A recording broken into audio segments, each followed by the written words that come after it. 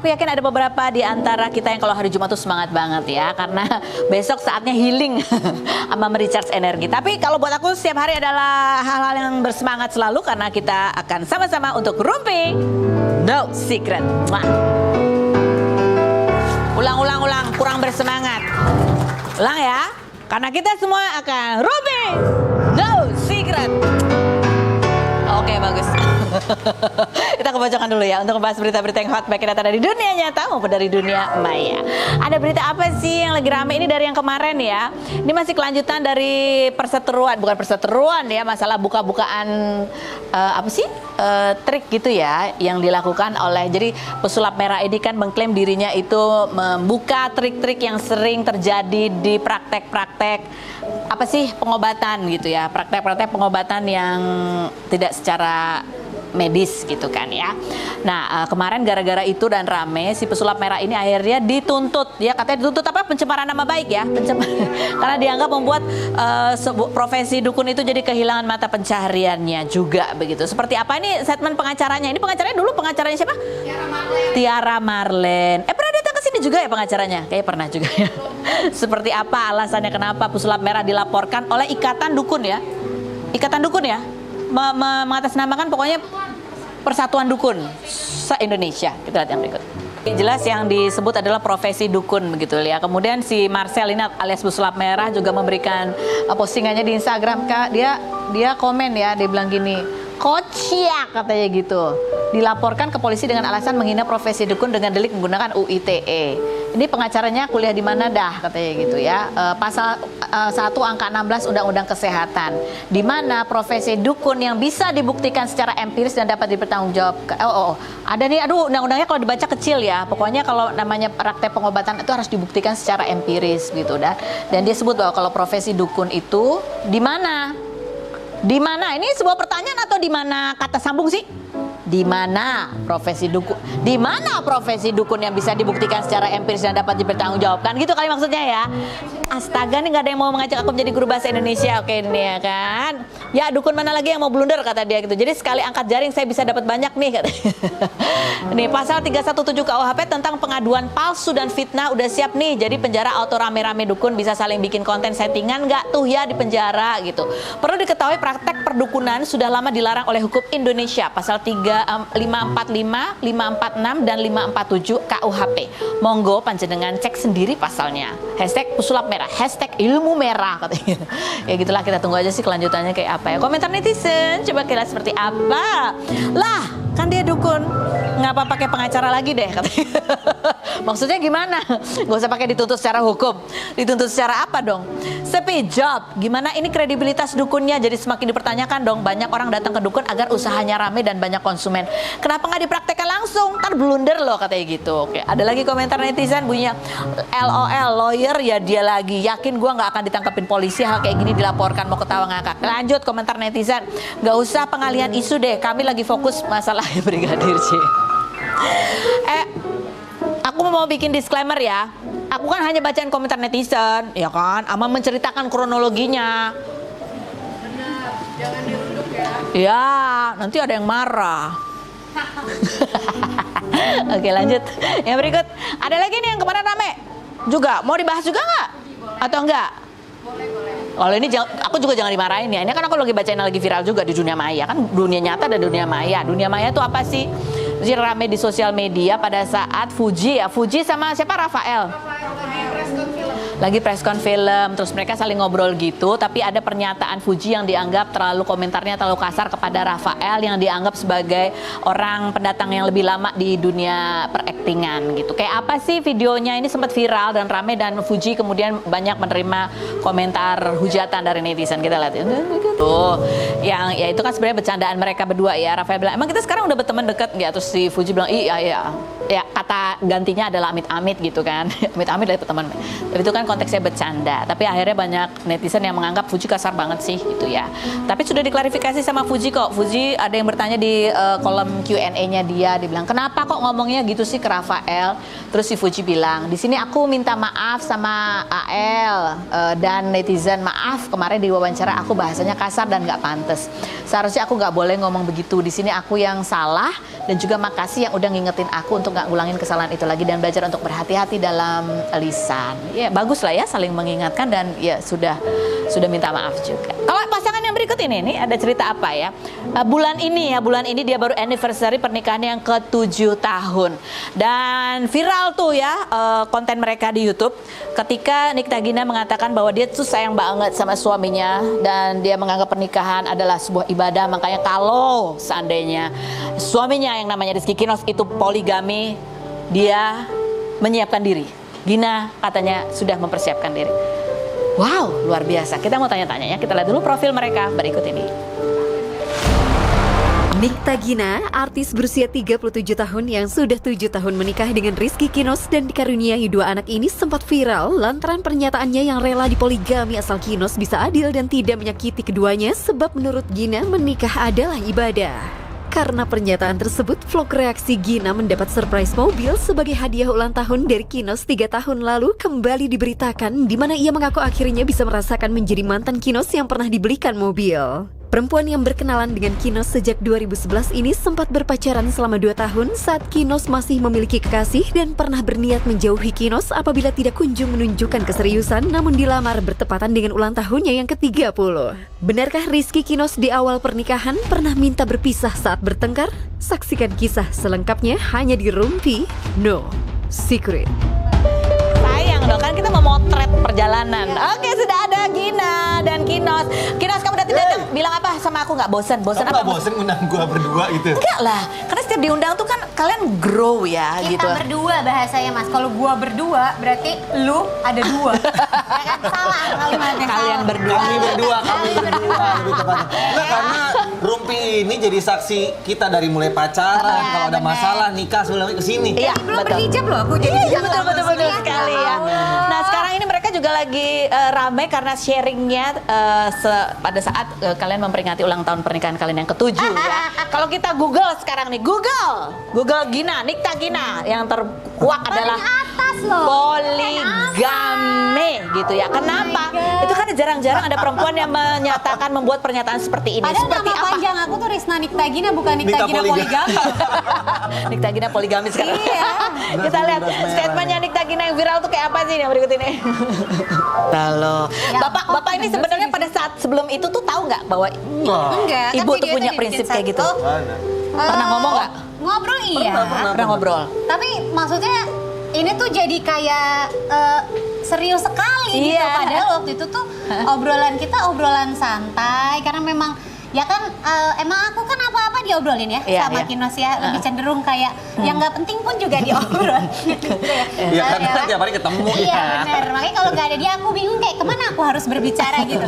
Nah jadi ya memang kayak di lingkungan kita tuh entah kenapa kayak banyak orang yang kayak rumah tangganya ada masalah, bahkan sampai cenderung ke perceraian gitu. Jadi cuman topik pembicaraan awalnya tuh lagi ngobrolin gitu-gitu aja gitu. Terus ditambah lagi kayak berita-berita ada pelakor lah, ada yang namanya sugar daddy lah, apa segala macem gitu. Jadi aku tuh kayak maksud Jadi kamu- hati tuh kayak ya udahlah lo daripada kayak selingkuh di belakang gue, kalau lo mau berbuat yang nggak baik sama gue, mendingan ya udah monggo kalau lo mau poligami jadi terang-terangan aja, lo nggak dosa, gue juga siapa tahu gue dapat pahala kan di agama juga nggak dilarang juga untuk melakukan itu, tapi gue kasih lo syarat. Syaratnya ya pertama lo harus adil.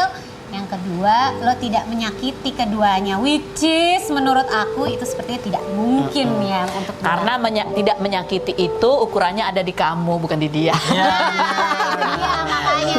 Jadi aku udah kayak aku membuat pernyataan itu, aku merasa kayak setengah 3/4 yakin bahwa kayak lo nggak mungkin, at least kalau lo nggak nyakitin gua, mungkin lo nyakitin yang satunya. Oh, iya, gitu. iya, iya. Jadi kalau lo bisa berbuat seperti syarat gue, salut Rizky Kinos. Tapi Rizky Kinos ketika ya itu terus dia ngomong lagi dan suasananya kayaknya serius banget dan itu jadi viral. Kamu sendiri sebagai laki-laki itu rasanya apa ketika Pas dia ngomong gitu, Iya, kan ngomongnya lagi ngomong santai. Terus gue bilang, apaan sih? Enggak lah, masa aku nggak kepikiran ke sana gitu kan? Bukan masa aku nggak kepikiran ke Salah. Masa gue kepikiran ke sana sih gitu. Iya. Masa gue kepikiran ke sana? Enggak lah gitu, tapi tangan kiri. Apa artinya? Ya. Tunggu, ini marah iya atau yes? Ya. Enggak. Gue digituin malah takut sih. Gue malah kayak wah tantangannya. Emang lu emang lu siapa sih gitu loh. Lu bisa ngasih apa sih sama orang yang mungkin nanti kalau dinikahin ada 2 gitu, lu bisa membahagiakan mereka emang. kamu. Emang lu sudah membahagiakan istri lu yang satu-satunya ini gitu. Asik. Kan malah takut gue digituin gitu. Malah, Bagus, itu berarti bisa menjadi salah satu trik untuk suami yang bener ya. Kalau suaminya emang niatnya nggak, Iya. malah kayak dikasih lampu hijau nih, lampu hijau. Komentar netizen, coba netizen di luar sana nangkepnya kayak gimana dan komentarnya apa gitu. Kalian adalah potret rumah tangga yang dapat dijadikan panutan. Tetaplah bersama membesarkan anak-anak buah cinta kalian sampai mau memisahkan. Semoga kalian selalu dalam lindungan Amin. Allah. Oh, amin. Dan berikut, semoga kedua keluarga ini menjadi rumah tangga yang selalu harmonis ya, nggak banyak jaim, apa adanya, nggak dibuat sakit hati setiap salah atau hal kurang baik yang pernah terjadi. Salut. Yang berikut, Makasih. kamu beruntung memiliki dia, seorang wanita hebat yang taat Asik, dalam luar agama, biasa. dokter, artis, cantik, humoris, dan ibu yang hebat untuk anak-anakmu. Jagalah dan sayangi Gina. Saya doakan semoga kalian bahagia sampai maut memisahkan. Nah, Amin. itu kan diburemin tuh fotonya. Iya. Lu tahu sih akun siapa? Siapa? Maki. Maki itu yang komen. Dia bilang, kamu beruntung mendapatkan sosok perempuan yang hebat. Sementara Kino sendiri ketika ngobrol itu dia bilang bahwa dia pikir tantangan pernikahan itu adalah masalah ekonomi. Ternyata tantangannya adalah dia harus sabar. Iya, benar. Kenapa kamu harus sabar? Kamu diapain sama Gina? Iya, Kamu ya. katanya beda banget gitu karakternya. Nggak Ternyata. tahu semenjak setelah menikah ya, nggak tahu gue merasa lebih kayak sudut pandang gue. Dulu tuh gue waktu pacaran posesif banget, Bu, gitu. Tapi entah kenapa begitu menikah, apalagi udah punya anak, kayak visi dan misi gue tuh ruang lingkupnya lebih besar aja skupnya gitu. Luntur ya sayangnya. Kayak tujuannya tuh adalah berdua, bukan masing-masing lagi, berempat sama anak-anak, terus juga sama orang-orang yang ada di sekitar kita, bukan keluarga kecil kita aja. Ada banyak yang lebih penting untuk dibicarakan, dipikirkan daripada lu cuman mikirin, aduh, Kok dia begini sih? Kok dia iya gitu? kok dia begitu, gue takut kehilangan istri gue, nggak gitu-gitu aja gitu. Nggak Lebih gitu. besar lagi ruang lingkupnya. Jadi kayak dipikirin. momen bilang kamu diberi kesabaran itu apa? Ya sabar, iya kan menurut gue cewek itu nggak ada yang kayaknya Nggak sama bisa gitu. dimengerti ya. Itu berapa tahun tuh sampai kamu nemuin konklusi yang itu tadi? Iya. Itu kan proses ya. Jadi kalau misalnya berantem gitu kan pasti ada yang berantem juga gitu kan. Ujung-ujungnya pasti gue yang minta maaf gitu. Kita sabar ya. Aku ada minta maaf juga. Ada dari 7 tahun baru 2 kali lah. Ya itu ada dong. Gimana coba ya? Pada saat berantem besar aja dia tidur lah. Betul banget itu. Nah itu kesalahan, tidak diulangi lagi. Enggak, kamu sebenarnya tidur apa pingsan? Pada saat itu. Itu di tahun pertama awal-awal pernikahannya. Awal. Itu mungkin karena kebiasaan dimarahin mama kali ya. Jadi aku tuh emang kayak punya nggak Self ngerti defense. gimana iya. Jadi kalau dimarahin dulu kan kemana-mana syuting apa segala macam kan Iya. sekolah semuanya sama mama bener-bener kayak 24 jam sama mama. Jadi kalau diomelin bisa di sepanjang jalan tuh. Misalnya jurusannya Jakarta Bogor, marahnya bisa dari Jakarta sampai ke Bogor. Tidur. Jadi Iya, akhirnya aku betul. ketiduran. Jadi biasa kalau mama udah marah aku tidur. Sampai akhirnya kalau ada yang tidur, ada yang marah aku berasa kayak didongengin. Seperti dinyanyiin ya. Nah itu gimana nggak sabar coba? Udah berbusa, udah pakai emosi gitu kan? Gimana? Begitu noleh ke kanan, lu tidur. Sampai kamu mukul-mukul tripleks. Tripleks, jeger, hancur, rontok terus dia apaan nih? Masih apaan nih? Warga kali ya, apaan nih? Sabar. Itu, nah, pada saat itu kamu yang minta maaf. Waktu itu kan masih awal pernikahan masih Oh ego-ego. masih ego. Dia Nah, udah sempet minta pulang apa segala macam ya. Iya, itu. pulang bukan minta, udah pulang. Udah pulang dibalikin Pulang, sama dibalikin. mama. Bagus, mama kamu bener Iya, itu. gitu. Dipulangin. Karena kan baru kayak mungkin itu masih durasi kayak baru 1 bulan lah menikah Serius? gitu, jadi masih ngerasa kayak gue pulang aja kan berantem gitu. Oh, Jadi kayak nggak mau ngambek ketemu ya, dia, berasa kayak masih gitu. pacaran ya. Iya. Gara-gara apa? Inget nggak? Aduh nggak inget lagi gara-gara apa sih mas? Yang foto baby bukan sih? Apa tuh? 1 bulan pernikahan kok Iya, udah ada foto baby sih? 4 bulan. 4 bulan. 4 bulan. Terus? Mau foto 4D apa segala macam, gue ditinggalin, gue lagi syuting. Kamu gak diajak? Oh iya Gua itu nih 4 bete. bulanan ya betul. Dia main bola. Gua telat pulang iya, dikit telat doang. pulang. Oh dia ngambeknya kamu ditinggal. Dia nggak ngambek, dia pergi duluan, foto 4D duluan. Kamu yakin itu nggak ngambek? Itu Ya adalah bete lah, tapi jangan tinggalin lah. Ini pertama kalinya gue punya anak, foto 4D jangan tinggalin gue pengen ngerasain momennya gitu. kenapa telat pulangnya? Kok aku marah itu. Nah kayak gitu tuh. Jadi makin kesini makin sabar. Kayak gue mikir. Pinter ya mancingnya ya. Iya. Makin kesini kayak aduh kalau berantem tuh kayak buang waktu gitu. Umur nggak ada yang tahu. Iya, gitu. betul. Sayang waktunya kalau dihabisin buat berantem. Bukan untuk yang kecil-kecil, tapi mungkin cari solusinya apa Iya. sih kalau terjadi kayak gitu Iya. lagi gitu ya. Tapi katanya waktu akad nikah juga sempat berantem. Lagi berantem. Tahu semua loh dia sebel banget. Saya tahu sih. Berantem Sebenarnya nggak ada gara-gara yang apa?